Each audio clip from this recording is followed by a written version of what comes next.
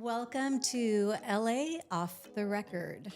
Now, for millions of people, LA is a kind of boulevard of dreams. That's what I'd like to say. Millions come here to visit the dream that other people have fulfilled. And then we have the other half who move here to live out their own dreams. What I like to think is that along this boulevard, you've got the shadow side of LA, and you've got the unexpected detours along the journey. So today we have in studio James Lott Jr. He's a creator of JLJ Media, a multimedia network on YouTube. We're going to talk about what is it like to be content creators in Los Angeles, because our content can't help but be influenced by the city, or defined in some part by the city. So we're going to chat about that, because when you talk about LA and the stories and the voices and the history, it's actually a little bit better if all of it is off the record.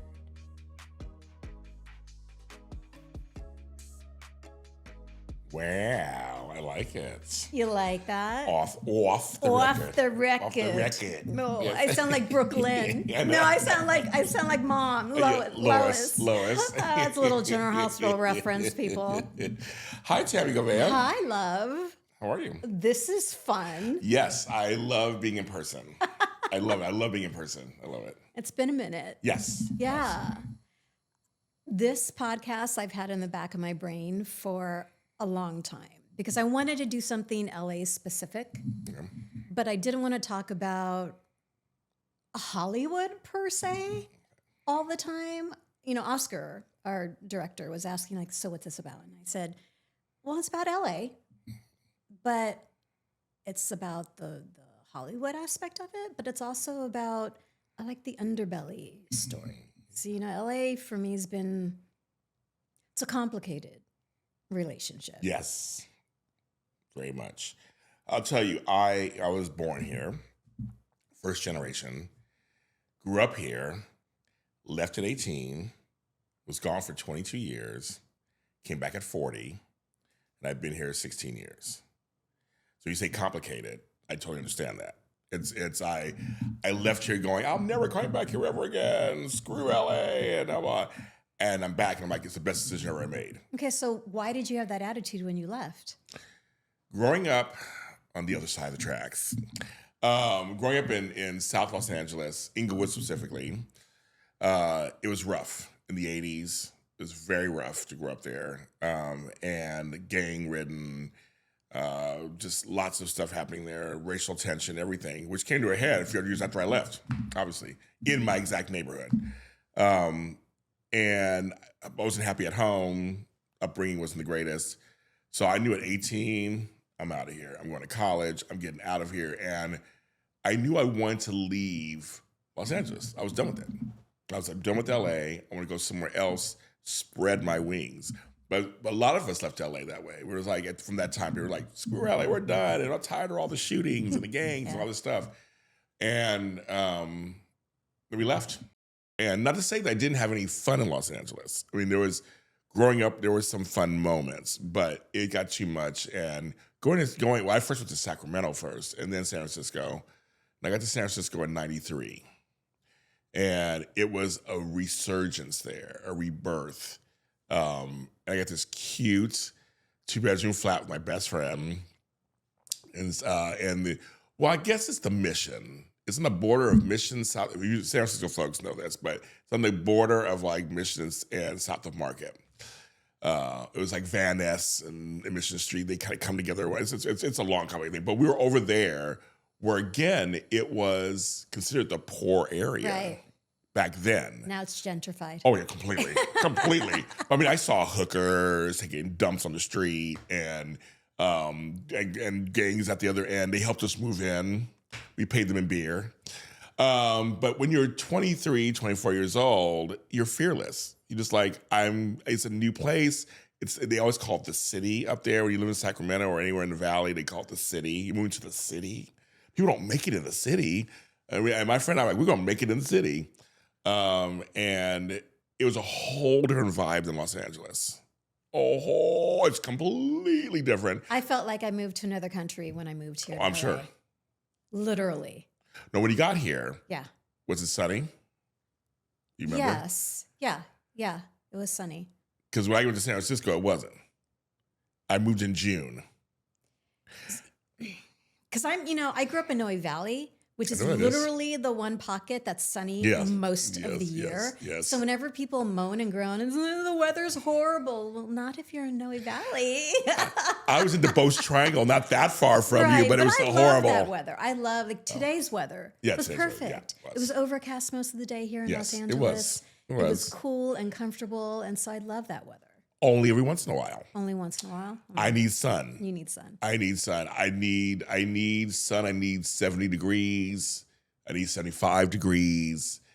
I don't need fog all the time rolling over the Twin Peaks. It's beautiful when it happens, but then you're dressing in layers when you're in San Francisco. But no, I remember landing in San Francisco, and I always say I grew up in San Francisco. Those were my years, my 20s and 30s. Basically, I grew up in San Francisco. I was raised in Los Angeles, but I grew up in San This Francisco. was a very formative time for you. Oh my God, yes. I wonder how would have LA informed you had you stayed? Good question. I have no idea. I couldn't even guess because LA is just such a different place. You know, you live both places. It's a different attitude. It's a different vibe. And I don't mean that so flippantly, like people say, it's like LA vibes. Like, oh my God, totally. No, it's a different vibration down here that informs where you live, how you drive, where you drive, what kind of car you have, what kind of job you get. Because it is it's 4 million people. It's very spread out. Yet it's kind of small. It's big, but it's small. I know a lot of people here. We don't live next door to each other, but we know each other. I've had the same Lyft driver twice, many times, which is weird. Different places. Where San Francisco is a very dense city. It's to me, because I have family from New York, it's a mini New York. Their attitude is very different there too. Which for me, I had hippie parents. So actually, their attitude in Northern California matched what I grew up with, kind of, at home. Where in LA, everything's very presentational. I'm being polite. Right. It's literally the art of illusion. Yes. Yes. It's not what you see is what you get, which is why I have more of a kinship to New York. Yeah. And I think it's just really dependent on your personality. I have a lot of water in my chart. I tend to float up into the air, and I need fire. I need grounding. And LA is not conducive to that at all. So the first time I went to New York, I was in heaven because it confronts you. Yeah, right? It does. It's like, hello, who are you? What do you want? Where are you going? And you better be clear or you're really going to get steamrolled. Yes. And so I thrive in that energy. LA is just... Everybody doesn't say what they mean. It's all coded. So I'm a first-generation Californian, as I said, first-generation Los Angelean. My parents are from other places. My mother's from New York. My mother's also from the Caribbean. So you get it's about straight shooters. They're like, oh my God, you're so fat. Here's all the food you love. You better eat it. You know what I mean? It's with love. They tell you you're fat. They love you. That's what they're telling. It's like it's a whole other world. And I noticed any straight shooters that I work with in my past here on the West Coast, we got along great. Other folks are weeping, like, oh my God, they yelled, they said this. I'm like, no, but I'd rather know what you expect of me. You build that skin. Right. That's that second, third, fourth layer of skin to survive. Well, in San Francisco to grow too. up, like in you San Francisco said. too. Yeah, yeah. Because you have to take subways. You have to walk places. There's hills everywhere. There are narrow streets. There are wide streets. There are lots of people in small spaces. You have to, it is aggressive. You're on the offense many times once you leave your house. The rats. Ugh, them tails. It always me every time. The rat itself, I'm like, okay, with them long, nasty tails they give me every time. But you kind of like, but for me, it's when I go to New York, it's my magic city. I just, I love the street vendors. I love all the honking and, and just having you can walk that city or subway that city. Same with SF. Yeah, SF. Absolutely. BART. Yeah. Muni. I discovered that LA it's as good for you as the people you're surrounded by. Okay. And I was fortunate enough to attract folks that were good people. They were a little older than me, so they kind of saw me as, let's bring her into the fold and kind of guide her and let's do this. But I was always protected. I was always taken care of in the group. And, that's not always the case here. And if you don't have that here in Los Angeles, it's a lost city a lot of the times. In San Francisco, we were forced to make our families.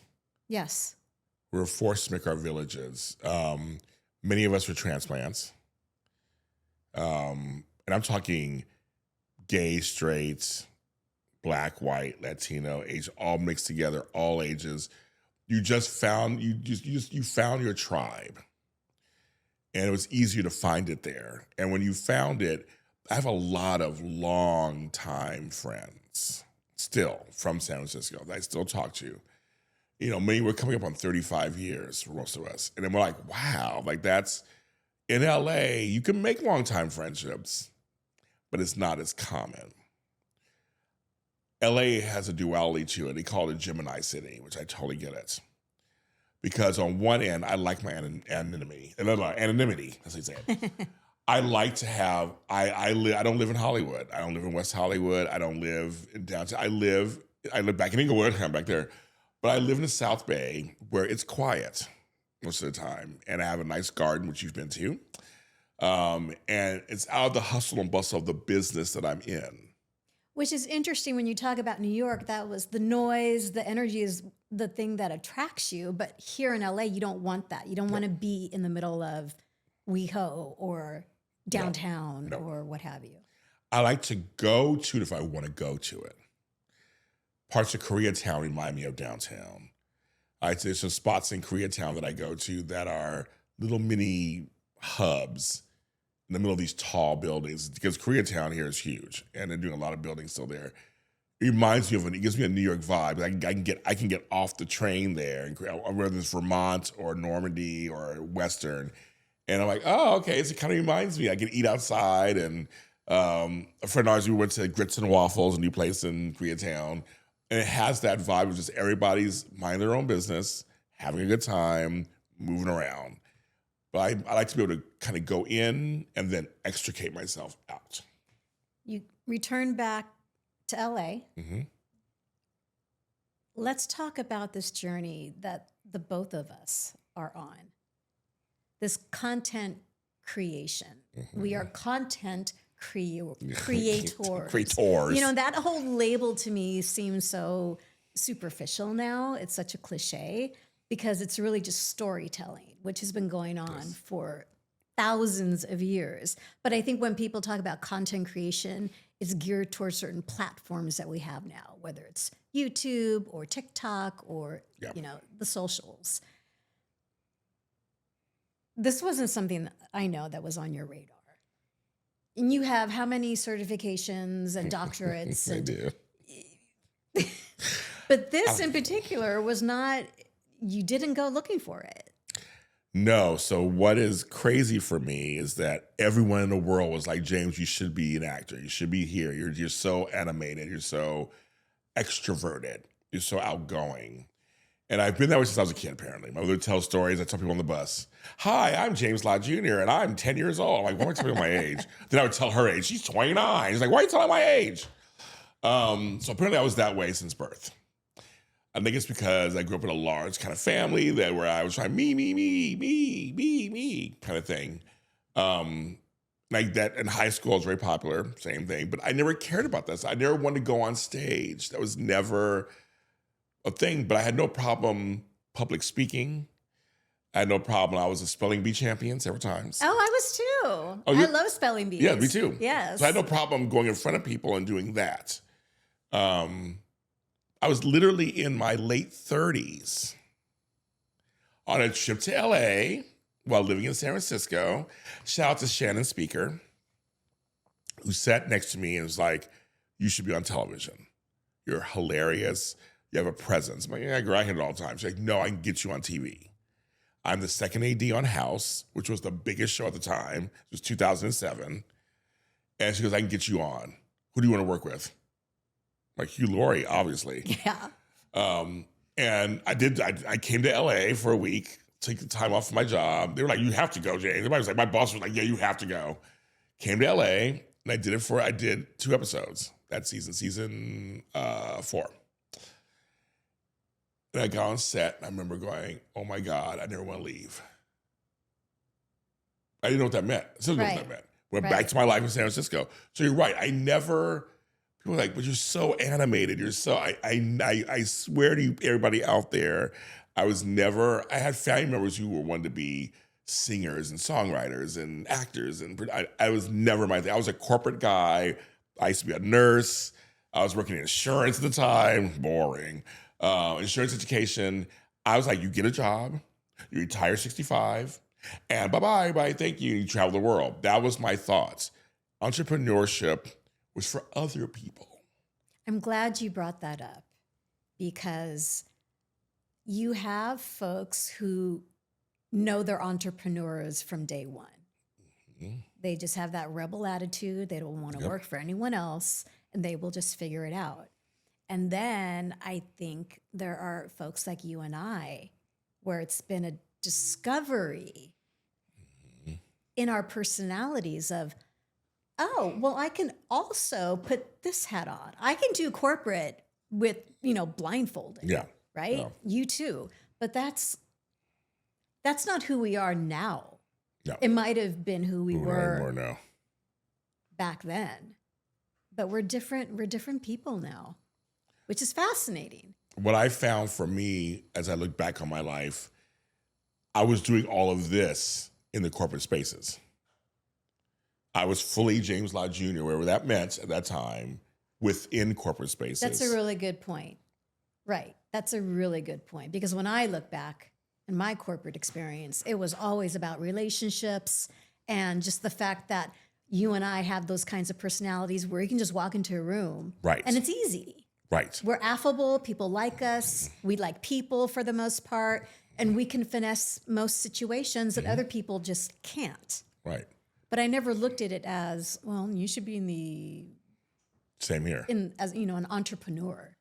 And I also learned that I did use my... I'm one of the few people out there who I know that uses both sides of my brain. I'm a left-handed person. Hi, left-handed people. But I use both sides of my brain. I can be very creative while being very analytical at the same time. I can use both. And I was bringing that to my jobs, whether it's creative ways of organizing, creative ways of this, creative ways of marketing, creative ways of selling. I found I was bringing that to everything that I did. So then why am I doing it for other people? I turned 39 and I remember telling that job. I mean, it was almost like a comedy routine. I tell this story all the time. I had a desk with an inbox, literal inbox of just papers. I had to process them all because I was doing insurance education for brokers and agents for like 30 states. And so I didn't know all the different rules and laws and all this other stuff. But anyway, so that, I feel like that I would be there 10 hours. Come back the next day, that pile never went down. I'm like, is this candid camera? As I'm aging myself, is this candid camera? What's going on in here? I'm like, it just never goes down. Like, is this a joke? And I was done. I was depleted. I was like, this is soul sucking. And I had to make a change. And so I did what a lot of people don't do. I tell people, if you don't remember anything else from this interview, I'm going to say this one thing for sure. You try to remember this. You have to have a leap of faith. And then you have to just leap. I have so many friends who are stuck right now because they're afraid to leap. You will blame everybody else and everything and every situation is happening to me. No, it's not happening to you. It's happening because of you. It's happening maybe to help you, but you have to take that leap of faith. You remember anything else I say, I always talk about that's just, I've taken many leaps of faith. So more than one. Yeah. Because I think that's important too. Yeah. It's like, oh, well, if I just take this one chance and it doesn't work out, then, well, that was it. And that's not the case. Yes. You have to keep going. You have to keep leaping. You have to. You know, it's Lord of the Dance, man. You just keep going. You do. And you don't realize that you have that capacity in you. Right. You don't. The thing is, I think we all have our comfort. We all have our ideas of how things should look or could look. You have to let that all go. You do, in my opinion. You have to let it all go. And you have to just go, okay, I'm going to try this. Let's see what it looks like. And then there have been many times I've tried something and the result was better than I could have ever imagined. There were times I've tried stuff and it fell flat. But either way, I had to get out of my own way to advance forward. Before you arrived, Oscar and I were having a conversation about podcasting. And you shout out to Oscar. He's got a new podcast. Oh, okay. Hey, go on, Oscar. Coming out soon. Go on, Oscar. Yes. And we were talking about finding our voices. Oh, yeah. And I'd always been interested in being in the entertainment industry. Okay. You know, initially it was as an actor. Okay. And then I went into background casting. So I was on the casting side of things and working production. Then I got burned out and went to corporate. I'm never getting back into the entertainment industry. Then the best thing happened to me. I got laid off. I said, what do I want to do? Well, maybe I'll just go back and take an acting class again and kind of test the waters. So, but this, having a show, talking to people, the hosting, what they call the hosting side of things, was never on my radar. However, I loved Phil Donahue. I loved Merv Griffin. I'm aging myself. I'm Mike Douglas. I know we all do them. Yeah. Yes. You know, those folks fascinated me. Just having conversations with other people. That connection, I think, is what always fascinates. And Johnny Carson. Watching him is like going to, you know, it's like a master's in having a conversation with someone and being fluid enough to just let it go where it's going to go. Taking that leap. Every show is taking a leap. You have all these ideas about the direction you want to go in, right? But it's taking a leap. I was a radio guy. I have this voice. So I was always going to be in radio. And I got a radio show in 2014. A local radio place in Whittier, California, just here in Southern California. They saw a blog that I had and said, can you make that blog into a radio show every week? I go, yes. So shout out to Adrenaline Radio and to Brian Leone, who was my first producer.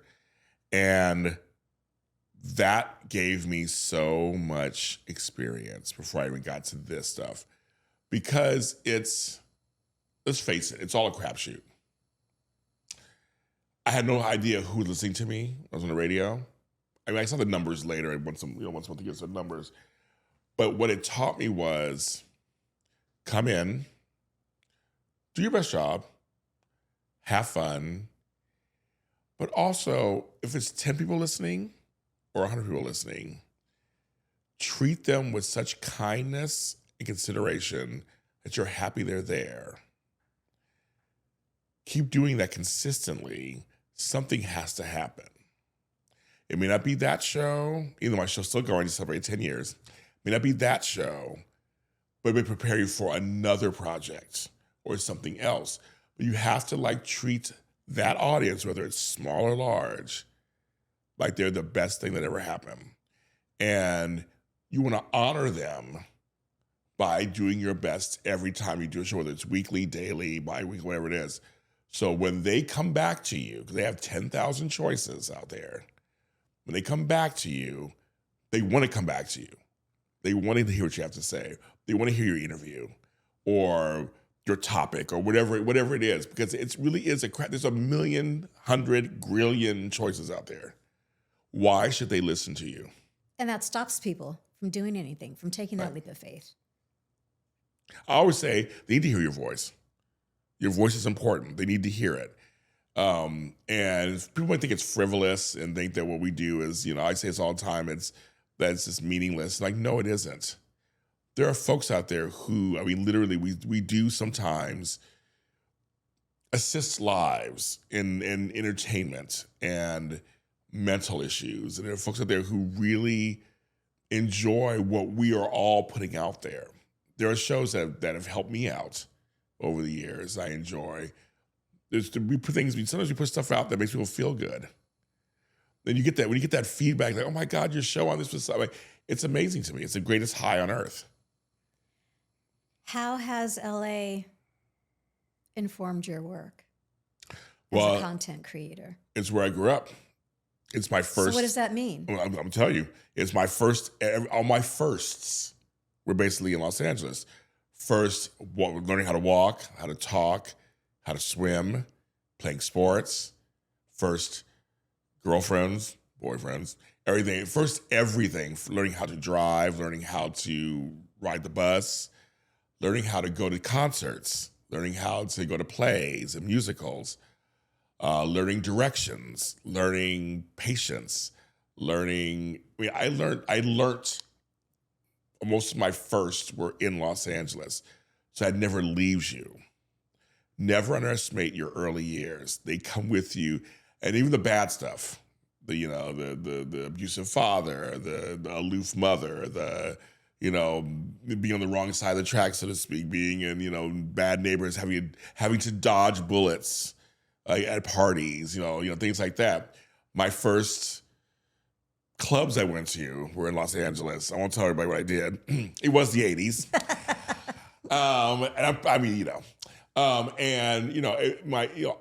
My first friendships, my first everything, they were all from Los Angeles. So that just stays with you. My 15-year-old self, my 9-year-old self, my 18-year-old self, all those first 18 years have informed everything that I've done. And what it does for my content creation today in my late 50s is that it adds to the experience for me when I talk about certain subjects or have certain guests or have certain topics. It's like I can speak on it in a way, because LA is such a nice, huge place for diverse food experiences that if I grew up somewhere else, it would be very different. What I do is very broad. Everybody knows I do all kinds of shows, from life coaching to soap operas to Star Wars, and everything in between. It's my experience in Los Angeles growing up and being back the last 16 years informs everything. But every city I lived in informs. It's a collection of lives. When I lived in Pittsburgh, when I lived in New York, when I lived in San Francisco, Sacramento, wherever I've lived, wherever I've traveled, it's a collection. I have a basket full of experience. But LA was the first. You never forget your first. I think it's very important. Ask anybody where they grew up, and you'll see their faces will either light up or they'll get sad. That stays with you first. I believe that completely. For you, how does San Francisco and the Bay Area inform your content creation? I know it's about LA, but you're from there first. Well, I know, given my background in San Francisco and how I was raised there, and we've had this discussion. We just had it over a couple of glasses of Prosecco yesterday. Yes, we did. Coming from the background of you don't talk about anything. Oh, this happened. Okay, you just ignore it and you just keep moving on. Now that helped me a great deal in compartmentalizing. Okay, well, this can be considered traumatic. Okay, fine, whatever. Just keep going. That's why I was able to move out here by myself and not know anyone, because I'll figure it out. I'll land on my feet and I'll figure it out. which I did. Yeah. But LA has really helped me understand the importance of voice, of my voice. And to your point, everyone's voice matters. Everyone has a story. And it seems so cliche. I know. And I don't want to minimize it because it's being alive. Someone's story, someone's experience is it's priceless. And it needs to be told. It needs to be shared because other people can resonate. It'll either make someone laugh, it'll make someone cry, it'll be entertaining, it'll be something that they can, it's like going to a movie. You go to a movie to be entertained because you're in a mood, right? I want a comedy, I want to laugh. I want something really serious. I want a documentary, right? Every human being has that to share with other people. And we live in a time now where we're so disconnected because of the platforms. Yeah. LA also affords its microclimates. And depending on where you're from in LA, that informs your work too. So my early years, I was in South LA, but I was bused out to the Valley for a while. So I'm like, oh my God, like totally. I have a little valley in me. And I like there's parts of the valley I like, but it means seriously, I lived by the water mostly. So I'm a water baby. I was always at the beach. I mean, I was swimming at 5 years old, always. And I think that informs you too, because I'm a lot more calm and laid back about most things. I go with the flow. We're gonna figure it out. You know me. I always say to you all the time, we do the Emmy stuff together. I'm like, girl, we'll figure it out. Girl, that's fine. We're good. Wait, we have this box to check. What about this box? That's it. Yes. Okay. You know me. I'm like, okay, girl, like, we fine. Same time. That's us. And it's seriously, and that's me and many of my partners that I work with that we know. They're the ones spinning around. I'm like, let's be fine. We'll work it out. Because in LA, things do work out. They can. It's a land opportunity. And so maybe because LA is such an industry town, I'm not as starstruck as people who didn't live here. I've never been. Oh, that's funny. Okay. Yeah, I've never been. My very first starstruck experience was seeing Annette Bening in person because I knew her from San Francisco. I didn't know her. Yeah, she was up there. She was at ACT. ACT. And in high school, we would go to ACT to see these amazing American Conservatory Theater actors. Yes. And she was part of that conservatory. And I remember in high school being in awe of her. So when I saw her here and her career blossomed. Yeah, I'm from San Francisco too. No, for me, because I have a famous godfather. I'm not going to say it on here. You have to watch one of my shows to find out. So I was surrounded by celebrities off and on growing up. I used to party in Hollywood. So I was on the Sunset Strip in the 80s. I knew all the bands. I knew all Motley Crue and Rat and Poison. I knew all of this. I knew all those guys. Warren, I knew all those guys. So it's just part of the LA thing. So I think when you're from LA, it's not the same as you come to LA or you're from somewhere else. It's like, stars are good and everything's great, but we take it with a grain of salt because we know it's part of the town. The problem with some people, though, is they can get a little jaded because it's so the norm here. Because stars live everywhere. They could be in my neighborhood. There's some in my neighborhood. I run into some of them at my Ralph's. Me and Wally Kurtz talks about that from, he's down that direction too. I'm not gonna say where he lives, but he's down that direction too. And you might see somebody in the valley. There's stars out there. You might see stars in Monrovia. I mean, I don't know where that is, but they're just everywhere. And so it's not this, so it's just know that this town is about the business. And you can have jobs outside of it. You can. Most of the time you have to. Right. Right? Right. Yeah. But it's also possible. You see it's possible. It's not as hard as you think it is to get in the business. You can put a foot in somewhere or know somebody who knows somebody or live next door to someone. I literally went to dinner with someone and they said, I'll put you in a show. And that's what got me started. And then a year and a half later, I moved to Los Angeles. And I was in central casting. Yeah. Everybody knows that. And Virgo Talent, high Virgo Talent.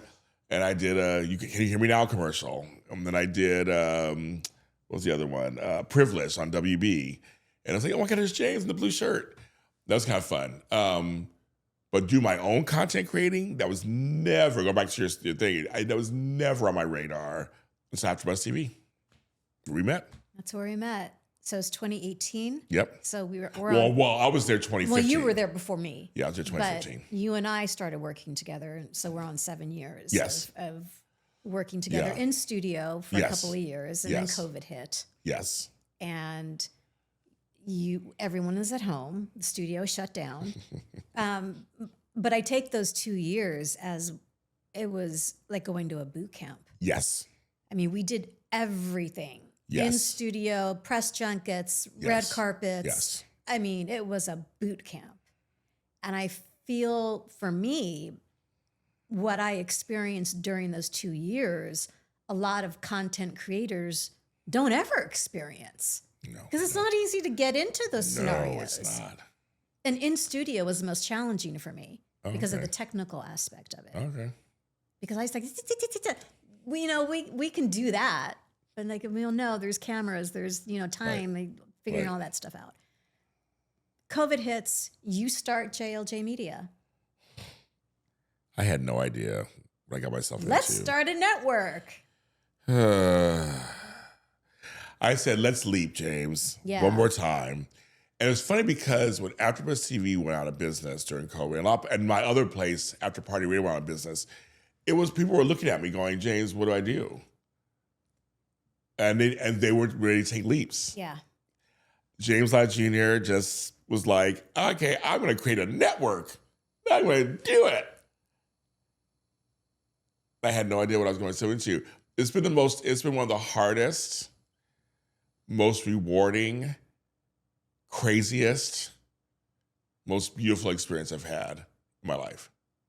And I have several businesses, but this one, the JLJ Media arm, which is still continuing to grow and evolve and change.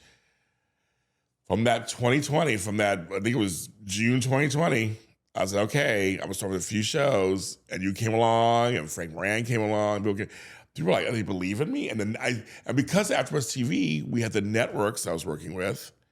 And they were like, we'll come along with you too. And PR people, we'll come along. So what you do is, no matter what situation you're in, and yes, it's very LA, but it's just true. It's who you know. And it's about relationships. Yes. Yes. It's about relationships. Yes. That are genuine. Yes. At least I'm going to speak for the both of us. Yeah. These are genuine relationships with professionals that we respect and who respect us. Mm-hmm. We have been, I will use the word blessed, in regards to the phenomenal professionals that we've met and that we can say are in our circles and whose circles we are in. And I'm shout out to Daytime, because I'm primarily thinking about that network of human beings that are just so phenomenal. I'm going to name drop real quick, folks. Do it. Because I can. And I'm name dropping for a reason. So I'm interviewing Teo Painless. Many of you guys know him from Days of Our Lives. Teo, I hope you eventually watch this show because I still have a mad crush on you.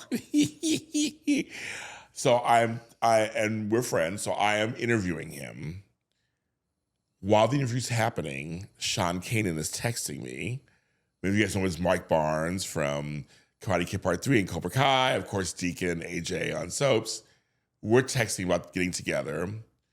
Right after I get off with Teo and I'm done talking to Sean, I get a message from Michelle Stafford. Many of you guys know her as Phyllis on Young and Restless. She had a question or whatever, so I'm answering her.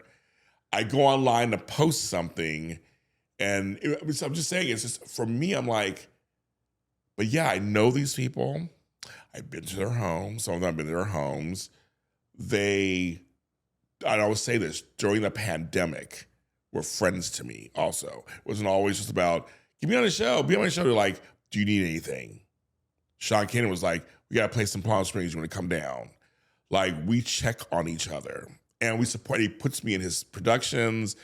I had a telethon once he came on. Like it's who you know, and it is sincere. PR people, PR firms, same thing. People I work with, I love to pieces. And I worked hard on cultivating those relationships. Absolutely. Hallmark Channel, I got to shout to them, especially. Not many executive producers will come on your show every year to talk about Brian Bird, my man, from When It Calls to Heart, every year. And for me, what got me, which is one of the magical things about Los Angeles, you can make it. You work hard. Making it. I know I get it. Okay, you're nodding. We really are aging ourselves. I could disco dance right now real quick. No, but I when they believe in your product, when someone backs your product and believes in it, you can make it. But making it, I'm not thinking the song again, making it may not look like the way you think it looks. It never does, right? Rarely. And the needle has moved. So what making it is now is different than it was before. Before it was like, you gotta get on network TV. That's not even it anymore. And now making it for a lot of people is going viral. Right. And that's a whole other show. Which I've done a few times. So I love that we're circling back to what it really boils down to. Why we are here in Los Angeles. What keeps me here are the relationships. What has kept me here are the relationships that are organic and real and supportive and positive. And you know, not a lot of people prioritize surrounding themselves around people who are supportive and positive. I have a nice little circle. You're included in that circle. I have a nice little circle. And I'm not doing this for anybody else. It's for me. It keeps me going. It gives me a reason to get out of bed every day. You know, I always say, Mother Teresa never did anything a day in her life that didn't make her feel good. You know, people will say, oh, she was selfless, and absolutely. But whatever she did for others fulfilled her. So there's nothing selfish about being fulfilled, about being happy. No. And it's pivoting that mindset of, oh, you know, you're self-absorbed, or people love to label it. Yeah. But at the end of the day, whose life is it? Oh, right, it's mine. Right. Whose life is it, James? Right. It's yours. Right. I'm here to serve. But I'm here to serve me first. And then I think about all of you out there because I love my people, my Lotties, my little fan base. Because when I go into interviews, I think, what would I want to know? Mm-hmm. And I'm thinking, because I'm a fan like you guys are at home. So in turn, I'm thinking about what would you want to know? So I ask those questions. Or if I'm working with, I'm having an interview with a therapist or a doctor or a nurse or love guru or whatever, I still approach it the same way. I'm like, what are some things I don't know anything about? What do I want to know about that? What do I find interesting? They may find it interesting to the audience also. And also another thing too, and if people don't really remember anything else about podcasting, content creation, you are here to entertain. That's number one. You're here. I don't care if you have 10,000 bells and whistles, you have the best theme song on earth, you have the best backgrounds. Nobody, excuse my language, gives a shit in the long run. What they're going to give a shit about is, that was a good show. Wow. How did it make you feel? Yes. That topic, I never knew about cauliflower soup. But that conversation about cauliflower soup, I want some now because of that show. Kind of sounds good. Great. But that's what I'm saying. That's what it is. I mean, I know people who do all these, I spent all this money on logos. And I'm like, that's cute and all. That's great. But if no one's watching your show, that's just for you. To me, it's the content. That's the meat and potatoes. That's the bread and butter. That's the kit and caboodle. And if you don't have a natural curiosity, it's going to get reflected in the content that you're creating. Right. And LA provides that. Oh my gosh, it's a smorgasbord. That's my favorite word today. There's really, seriously. LA for me, you can be happy, you can be fulfilled, but you got to look for it. Yes. It's not just going to be handed to you. No. You got to look for it. But in LA, though, also, it's just in sheer physicality, it's just huge. And I've traveled for food in this town. I have traveled 40, 50 miles for a good meal because that's what LA provides. I want to go to Arboretum, the one in LA. That's like 30 miles away from me. Once I got there, it was like my inner sanctum. I didn't want to leave. That's the point about LA. You want inspiration? There's mountains nearby. There's desert nearby. There's beach nearby. Where else do you have that? You want greenery? We'll show you some greenery. There's places you can go for greenery. You want dry ass weather? You go out to the Palm Desert. You know what I mean? You want some beautiful food by the sea. We got everything from Malibu all the way down Newport Beach. We're not far from San Diego. We're not far from Las Vegas. We're not far from Arizona. Where else can you get that? You want seasons? We just go somewhere and grab a season. Nevada's next door. I just feel like that informs my work. And so I want to entertain people. I want you to walk away and go, that was good, or that was funny, or people almost forget content creators. You're there to not be self-important, but to entertain. So some of my shows aren't perfect. Sometimes I leave stutters in. Sometimes I don't care. A blooper stays in sometimes because it's hilarious. And fans love behind the scenes stuff. Absolutely. But you know what I mean? It's just kind of like, we do our shows on Sunday. They're cuckoo crazy. Some people love it. Some people hate us. That's fine. They're talking. They're watching. And we're going up and up and up in our numbers. And I'm like, but yeah, you have to just entertain people, please. Oh my goodness. That's one of the I'm going to be shady for a second. That was one of the problems I had at Bruce TV. Some folks were too hosty and busy about their appearance. And they're wondering why none of my shows, nobody's watching them. It's like, because nobody cares. They have 1,000 choices, I said it before, to watch. Always. To watch. You gotta grab them in the very beginning. And then once they get used to you, they know all of our tricks. They know all of our stuff. They know all of our things. They're looking forward to Shenanigans. Our shenanigans. When one of our friends comes on a show, we do like crossover sometimes. Those people know who they are too. They know what their stuff is. That's kind of the point. We're here to entertain. And LA is very entertaining. If you let it entertain you. Where can people find you to be entertained? On a street corner near you. We are in Hollywood. We are in Hollywood. My old place was Sunset Strip at the Whiskey A Go-Go. And that was the 80s. You can find me where all James Lott Jrs. are sold at James Lott Jr. everywhere. I mean, literally, I'm everywhere. From LinkedIn to TikTok. And if you see my bread video, that's still viral. It's still viral. I think it's at 100 million views at this point or whatever. I don't have any bread in my refrigerator anymore. That was 4 years ago. The bread is gone. Thank you for being here. Thank you, Tami Goveia. For talking off the record, getting a little shady, sharing some stories. But people, you had said, people are always fascinated about how do you do what you do?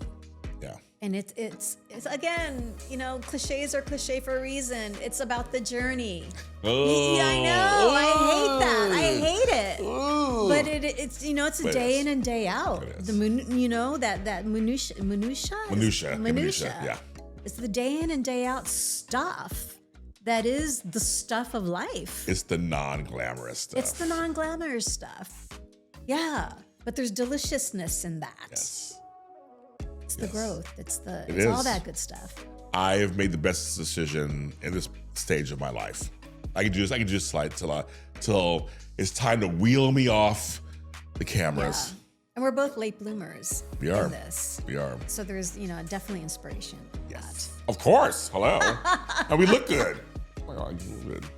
Well, I want to thank everyone for joining LA Off the Record today with James Lott Jr. You can find him on YouTube at JLJ Media. How many shows? You have over We have close to 80 shows Almost altogether. 80 shows altogether about everything. Yes. You got a topic you might be curious about. Chances are James has covered it.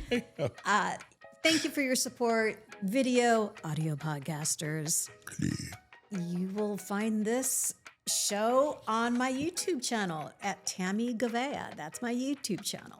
Insta, Tami.Goveia. That's right. Because Tami Goveia is taken. I have tried to get that name and the girl will not give it up.